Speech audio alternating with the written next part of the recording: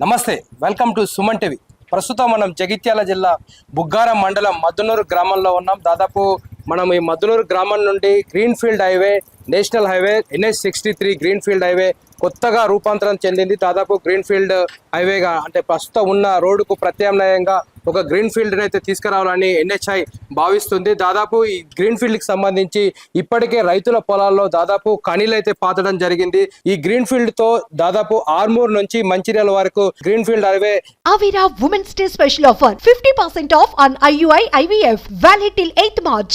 నిర్మాణం చేస్తున్నట్టు కూడా NHI దాదాపు తెలియజేసింది. దాదాపు NHI తెలియజేయడంతో రైతుల్లో అయితే పూర్తి అసహనం అయితే నెలకొంది. దాదాపు ఎందుకంటే దాదాపు చాలా విలువైన భూములు, దాదాపు 40 నుంచి 50 లక్షలకు ఎకరం పలుకుతున్న భూముల్లో అటు పచ్చని పొలాలు, దాదాపు తాతలు తండ్రులు వంశపార్యపర్యంగా వస్తున్న భూముల్లో ఇప్పుడు గ్రీన్ ఫీల్డ్ నిర్మాణం చేస్తామంటే మాకు ఏంటి లాభం, మా పొలాల్లో మాకు ఏమవుతుంది, మాకు అంటే పూర్తిగా అన్నం పెట్టేదే మాకు ఈ భూమి అని చెప్పి రైతులు అన్నదాతలు అయితే భావిస్తున్నారు. దాదాపు ఇది ఇక్కడ ఈ ఒక్క విలేజే కాదు, చూసుకుంటే ఇక్కడ ముందుకు గోప్లాపూర్ కానీ, సిరివంచకోట కానీ, ఇటు రాయపట్నం కానీ, తర్వాత గూడెం, ఇటు నుంచి లక్షటిపేట, మోతేపల్లి, ఇటిక్యాల తదితర గ్రామాల్లో అయితే పూర్తి ఆందోళన నెలకొంది. దాదాపు ₹1,00,00,000 పైబడి భూములు కూడా ఉన్నాయి. దాదాపు అంటే ముందు గ్రామాల్లోకి వెళ్తే చాలా తీవ్రంగా అయితే నష్టం జరుగుతుంది. ప్రతి భూమి అయితే కోల్పోవడం జరుగుతుంది. అంటే ఉన్న రహదారినే ఇప్పటికీ ఉన్న రహదారినే నిర్మాణం చేయాలని కూడా, కొత్త రహదారి 4 లైన్స్ రహదారిని నిర్మాణం చేయాలని కూడా చాలా మంది వ్యక్తం చేస్తున్నారు.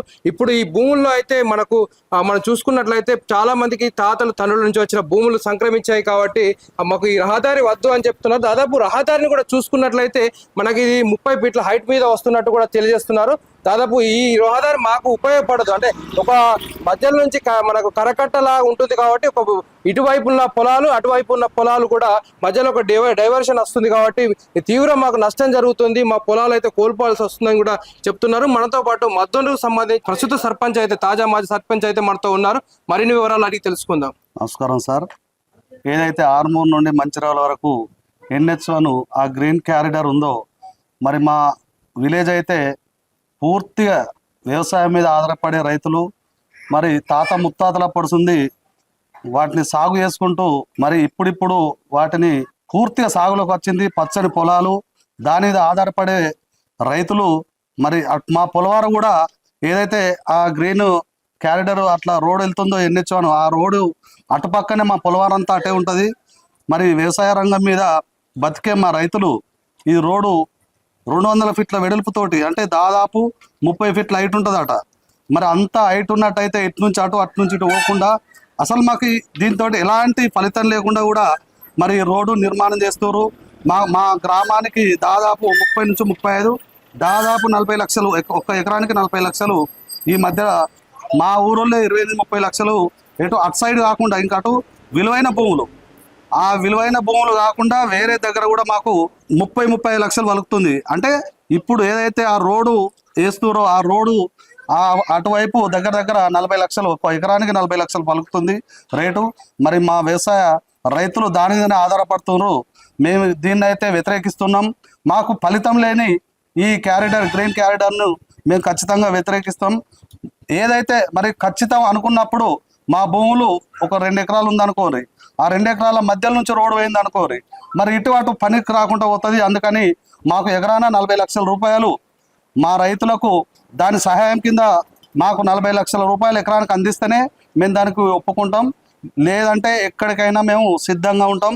ఈ రోడ్డు NH1 దీన్ని ఫస్టే మాకు దాని నియమ నిబంధనలు ఫస్టే మా రైతుల నుండి తీసుకొని దాని నష్టపరిహారం కట్టినాకనే అప్పుడు దాన్ని స్టార్ట్ చేసుకుంటే మాకు ఎలాంటి ఇబ్బంది ఉండదు. ఒకవేళ మామూలను ఈ మార్కెట్ వాల్యూ అని లేకపోతే గవర్నమెంట్ నిర్ణయిస్తుందని అంటే ఎట్టి పరిస్థితులు ఒప్పుకునే లేదు.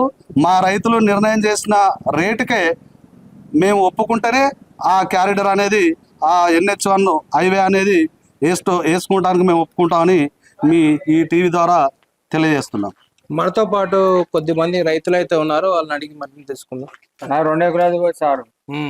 2 ఎకరాలు అంటే మా ఎకరాన 25 లక్షల దాకా ఉంటుంది, 30-40 లక్షల దాకా ఉంటుంది. అది పోతే మా బతికే లేదు. దానికి కైన వాళ్ళే కడితేనే మేము ఒప్పుకుంటాం, లేకపోతే లేదు.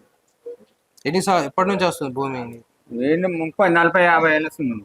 మీ తండ్రి నుంచి వచ్చింది, మా తాత అప్పడుతుంది. మీ తాత అప్పటి నుంచి వచ్చింది భూమి. మరి ఇప్పుడు వదులుకోవడానికి సిద్ధంగా ఉన్నాను భూమిని. వదిలిపోము మేము, వదిలి ఎట్లా పోతాం? మా అది అంత బతికే దాంతోనే మాది. అది లేకపోతే మా సిప్ప చేత పట్టుకొని తిరుగుడే అన్నట్టే. ఈ గవర్నమెంట్ మాకు ఏం లాభం చేసినట్టు. ఈ గవర్నమెంట్ అంటే ఆ గవర్నమెంట్ ఇది ఇస్తా అది ఇస్తా అని ఉన్నది పోగొట్టుకున్నాక దానికి మేము అసలు సిద్ధం ఒప్పుకోం మేము. దేనికంటే దానికి ఎక్కడికైనా ముంగడికి వస్తాం మేము. దాదాపు మనము హెచ్రియల్ నుంచి ఆర్మూర్ వరకు అయితే ఇదే పరిస్థితి నెలకొంది. దాదాపు పూర్తిగా తీవ్ర ఆగ్రహం అయితే వ్యక్తం చేస్తున్నారు రైతులు. పచ్చని పొలాల్లో ఇటువంటి రోడ్లు ఏంది అని కూడా ప్రశ్నిస్తున్నారు. మాకు ఈ రోడ్లు వద్దు బాబు అని చెప్పి మొరపెట్టుకుంటున్నారు.